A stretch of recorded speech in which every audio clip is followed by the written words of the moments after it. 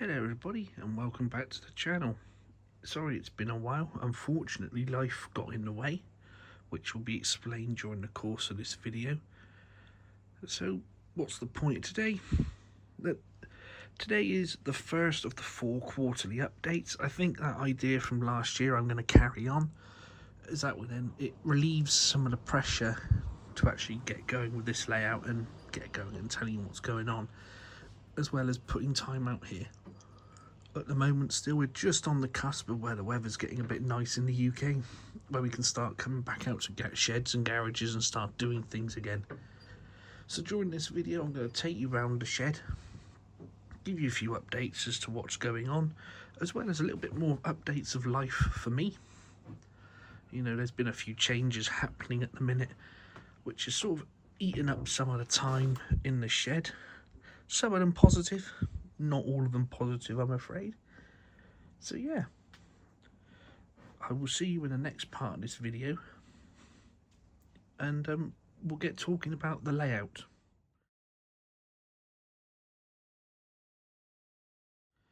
Okay, so welcome back to this next part. This next part will focus on the layout, my plans for 2026. What are my plans for the layout? Well, first and foremost, it's to crack on and get on and do some more of the layout. So in the next Woodford Vale update, I'll actually have something to show you guys which is half decent. So, the first little bit of the layout I'm going to focus on is actually here by the station. The plan is I'm going to buy a box of track and I'm going to lay all 4 of these lines up to just here where the signal is. The reason for that is I want to make sure the geometry of the point work and everything here and the track alignment is spot on, because when you've got fast trains coming through here you don't want the point work causing them problems. The other reason for that is once I get to here, the old station, the entry point for my fiddle yard, all the tracks will be down. So when I get back on with doing the fiddle yard, I will start the furthest most track, go around, and I will lay the furthest most track. The reason for that is that's probably going to be the easiest lot to do, because most of my shorter trains on this track, on these outer tracks, are going to be about 3 coaches in length. Possibly 4 for the shorter suburban stock. I know for a fact that my articulated pairs, 4 of them and a locomotive fit quite happily in these sidings. These longer Thompsons here, of which I've got 2, I'll be picking up a third. Ideally a brake composite to go on the end of this train. And I'm thinking possibly maybe going with a crimson and cream one rather than another maroon one. Despite the fact that my layout is set 1948 to 1956, if I want to go over into that later period of British Railways, I can basically just swap out the teak rolling stock with maroon, and hopefully then that will cover my bum on a few more occasions. And again, latterly, if I want to go into the BR blue or BR green diesel period, I could also just take out the crimson and cream and replace it with blue and grey. So that's part of what I'm going for here. But the main period of the layout is 1943 to 56. I don't want to end up in a situation like I was on the last Woodford Vale, where all of these shelves that were up here were full up with engines from all regions and it didn't make any sense. I mean, as far as foreign engines go, I've got a 2800, an 8F and a rebuilt Merchant Navy. And I think if I was to add to that pool, then it will probably be a Black 5 and a Hall. Maybe an S15 as well, but not too many foreign locomotives. Gotta focus on the London and North Eastern. The other thing with my layout, down there, you know I have the full-length Coronation with the other Coronation observation car on the way. I can also backdate this layout to the pre-war period. Again, so what you'll see is a lot of my rolling stock on this layout for both time periods, really, being a lot of private owner wagons, vans labelled up NE, and bits and pieces like that. So just adds a bit of fruit in the flavour of it all. So we've spoke about why I'm starting over by the station to come into the fiddle yard. I want to get that back row done first, because that will have 2 full-length sidings able to hold at least 3 or 4 trains in each siding with 1 bypass loop. Then what that will do is it will give me the space between these 3 sidings and the back 3 to really work out how I'm going to do my my downfast main line. I haven't really put a lot of thought into it. I mean, I've got all the track bed down here for the upfast lines. This back one here being the biggest of the lot. But the biggest crucial thing I wanted was I wanted to be able to have 5 coaches in an express. As you can see at the front there, my A22, which is Coquelin North. I wanted to be able to have them all together in a rake of 5, and that'll be my shorter expresses. The other thing that needs to allow for as well is a fast fitted freight, usually going to be hauled by a V2, maybe an A3, maybe even an A4, maybe it might be the Scotch Goods, who knows. But yes, that's about it really for the back lines of the fiddle yards. And again, once I've done them and they all come around here, the exit points will be a lot more easier to work out. Again, this bit here, as you see, this bit, despite the fact that it's running, it's going to be redesigned and reconfigured to coincide with everything that's going on with the other 3 lines. Originally I was going to have 2 tunnel ports here, one up here where the track changes and one sort of setback. Now I think about it, that really wouldn't work, so I might stick with 2 tunnel port ideas, maybe one here with a bit of brick retaining wall to help create the scenic break. But for then it's still up in the air. But once I get the next line here, which will be the up fast, once the up fast is up and running, then I can reconfigure the up slow to really coincide with the up fast. At the minute I'm not ripping it up and adjusting it because it's the only line where I can run trains, and when we come into the next bit, which is a bit of a life update as opposed to what's going on, it would make sense why it's quite important at the minute just to keep that running. So I guess I'll see you in the next bit, which is the life update.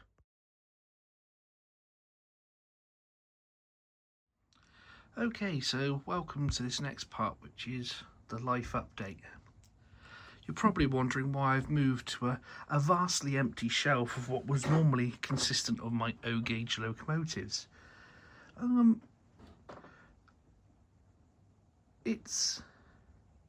I've recently acquired a bit of a tool bench and whatever for up in my bedroom, which a lot of my O-gauge has moved up to live inside the house as opposed to in the shed, therefore giving me this shelf to put stuff on and helping me clear out a lot of space in the shed taken up by what was the O-gauge. For no means I'm not abandoning O-gauge. I do enjoy O-gauge, and I do find it a much more rewarding scale as opposed to 00. The only reason why in the shed I haven't done O-gauge is because the corners would be way too tight for what I want, and also I can't just do what I want to do, which is see big Pacifics run with semi-realistic rakes behind them. people that have followed this channel for a long time would know that I used to be part of a double O gauge club, which I'm no longer a part of, but I wish them nothing but success going forwards. And, you know, their new layout is coming on superbly from what I hear. But I am part of an O gauge model railway club. And during my time there, I had the very, very lucky coincidence that it happened to be the one of which my grandfather was part of. So not to be mixed up with my granddad. My granddad's my step-granddad. I've known him all my life, and I'm very thankful for that.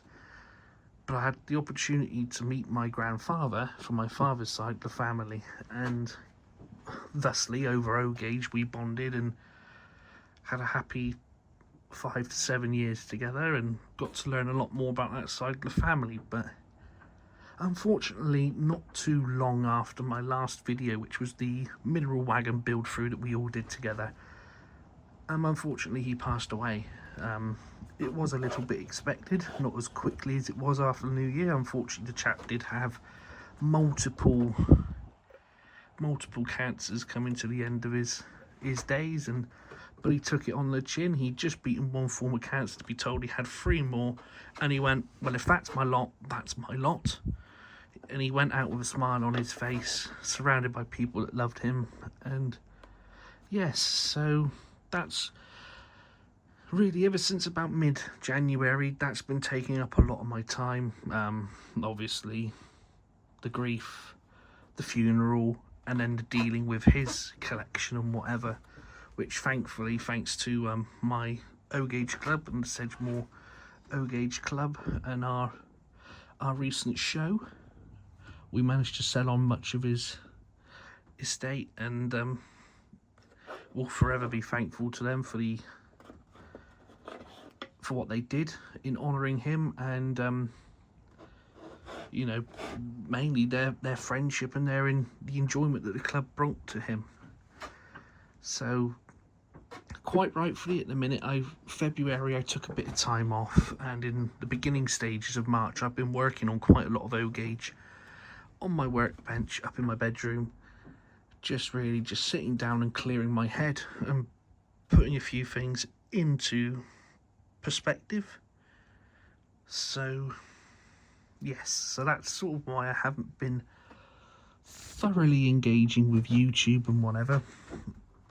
So I think this is probably a good time really to say that I am slowly getting back into it. As you can see, a lovely bleak British day outside. So we're slowly starting to come round. I'm waiting for a little bit better weather. Other news from my life at the minute. Pleased to say that I've cleared my debt management plan, therefore meaning I have extra pennies in the back pocket to go on to the layout and other bits and pieces in my life. And also at work, I'm going from a loader on the bin lorries to a driver. They're putting me through my HGV licence, and yes, that'll be a bit of fun. So there will be more enjoyment to come, and I'll be able to put, hopefully, a bit of a pay rise and a bit more money into the layout again. But yeah, coming back to the layout, the channel, you guys and all that lot, the focus for 2026 is very clear for me. It's get the fiddle yard done, and when I say done, I mean the whole lot wired. Get it done, get it running, get it operating, and then hopefully towards the end of 2026 we will be going from here with a completed fiddle yard, just running the last few lines to here up to the signal, wherein which we'll have our golden spike moment, and I'll have 4 complete running lines, and then that will lead us quite happily over to the scenic sections and all the other tomfoolery that goes with that. So that's where we're to at the minute with everything. It's been a bit of a turbulent time, and I'm very a bit disillusioned, a bit disorientated with everything that's gone on. But I haven't been idle. I have been doing stuff, predominantly in O-gauge, but I'm not sure if you noticed in this last bit, but I'll run you through a few bits that I have done. My bogey bolsters, they all needed a bit of work, bit of work, and a few little detail differences here and there. The first bit of work they needed was the couplings. Needed shortening on all of them. The gap between them was just far too long, and I've done that. I've shortened the couplings. This one here came with these pipes from the get-go. It came with those pipes, so I decided, well, why don't I have a train loaded with pipes for a construction project going somewhere? So this one has 6 smaller pipes. This one here has 3 larger pipes. And then this one here, I made some offcuts. And what I did was I just made 2 short lengths of pipe just to be a bit different. Which brings us on to the plate wagon. This one will be taken out of this train and will be left empty. The idea for that is I can just chuck it in any train and it'll be a bit of a filler.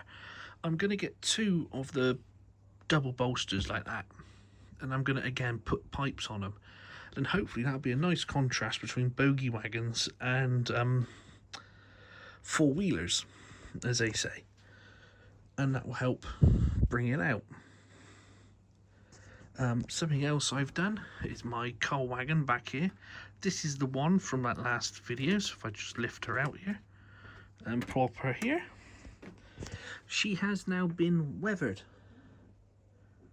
And I've added a coal load to her, so then she doesn't look so bright and vibrant. I'll try and put her in the light a little bit more so you can see. So yes, I didn't do it to camera because when I did this it was quite recent after my grandfather's passing, so understandably I wasn't in the mood to face the camera at all. So yes, so there's one thing that I've been up to. As I mentioned, I've got these Thompson coaches now. This one, again, came in the off period. I nearly did a video on it, in regards to it, but again, I wasn't necessarily feeling up to it. Plus, I thought I'd leave this and this, and the other brake coach for when it turns up. I'm gonna go through it and show you how I make a coach ready for use on the layout. A bit like when I did Coquelin North here. I did a video involving that engine and another one, I believe, which was basically prepping a layout for work or a loco for work or something, where I take you through a few little steps and whatever of what I do to make something ready for my layout. Again, so sadly by now this one's a little bit too far gone for that, i.e. I've already repainted the roof, I've done my door shuts, I've added the details. The last thing I got to do is re-wheel this bogie, because for some reason this bogie's got plastic wheels and that bogie there has metal wheels. So I'm going to invest in a pack of 10 wheels from Bachmann, and then when I get the other coach, if it's got plastic wheels on, I can redo them with the metal wheels. As you can see here, I tried putting some other Gresley wheels on, but it wasn't going to work. Hornby wheels, Bachmann coach. It was just a no-go, so I didn't bother. I left it as is for the time being. So, in regards to the layout and everything, I tell you a lie. There is a bit more on the way. So under here, it's slowly starting to come round to resembling a tidy shed again. Ignore that. I'm waiting for another set of units. I'm just waiting for them to become free in the house. Then I can bring them in, really start going through everything and start really tidying stuff up out here. I've decluttered the top of locomotives. They're all back in their boxes in there. this motley lot out here you see, mainly the Thompsons and the Mark 1s, they're being used for siding lengths. I need to be able to make sure that I can get a big engine and 5 coaches in the sidings, as well as knowing my limit in the back siding, how big the train can be. So that's sort of why they're there at the minute and what they're for. The wagons and the locos I have got out, it's sort of self-explanatory with why I needed the train line to keep running, to keep this loop that I got working. Just if you're feeling a bit down and whatever, you can just come out, make a train up, turn the controller, and off it goes. You know, that's a big help at the minute and a massive way of relieving stress and tension, especially with now that they've just moved out, but my sister and her partner were back with us for a little bit of time whilst they were awaiting their new house to have a baby. So it's been quite busy, so it's been nice to get out and hide for a bit. But as far as life and updates go, that is about it to report on. Hopefully the next video will be in April. It might be another build along, because I'm going to be getting a kit of a Southern Railways utility van, and I'm going to do a little video surrounding them, of just building one up. So we shall see you in the next video. Take care.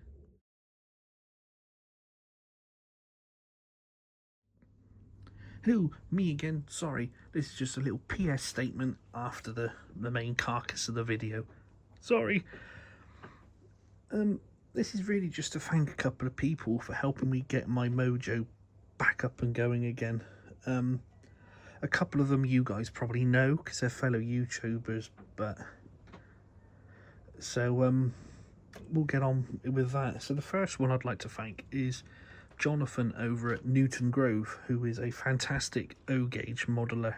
He's his latest few videos have given me a bit of a kick up the arse to want to get back out here and get on with it. On a personal note from me to him, I am so happy to see that his Stania Mogul had such a happy outcome, considering how visibly upset he was the last time he showed it on the channel in his Bodgy Builders series video. So to see him actually having a happy outcome with that and seeing him look a lot more chipper regarding it is a positive thing. So congratulations and well done, mate, and also thank you for the encouragement with the videos. The next one is Tony of Tony Northeast, and we've had a pleasant back and forth over my time on YouTube as well as his own, and the latest video on his Dean Road depot was brilliant. It was very much enjoyable, and seeing that thing come up from the ground up has just been looking fantastic. I think I love going back and re-watching his South Shields station build. That is bloody brilliant. So and quite apt actually, considering that soon I'm going to have to start work on my own station. So quite apt. Finally, on a personal one from me to all of you, thank you all for sticking with the channel and being as patient as you have been. It is very much appreciated, wholeheartedly, and I can promise you that going forward in this year there will be a few more videos. Might take a look at some building kits, and definitely more wagon kits you'll see on the channel, whereas we take a Parkside wagon kit, build it up from the ground up sort of thing. I've already got a nice little one planned for that, a little Southern Railways 4-wheeler utility van, because they got about everywhere. You look at Tony Wright's little buy from layout, there's one on there in amongst a goods train. So yeah, Another thing we might look into is the Blue Spot fish train. I'm going to have to build up some of them vans, as that is one of the trains I would like to have on the layout, as well as countless more vans and coal wagons anyway. So there's bits and pieces in my mind. Another one I'm thinking about doing is potentially getting a railroad locomotive, whether it be like a B17, an A1 or something, and converting it into something a bit more prototypical, catching up with some of these ready to run bits and pieces.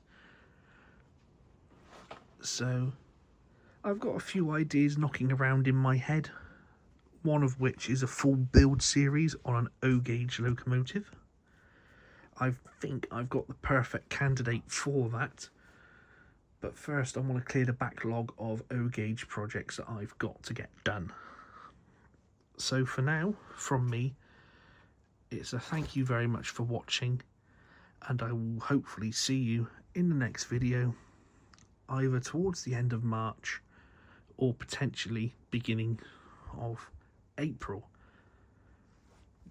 In regards to the Woodford Vale series, I'd just like to finish with, those videos will be coming on an as and when basis, so I can't tell you when the next layout update installation will be.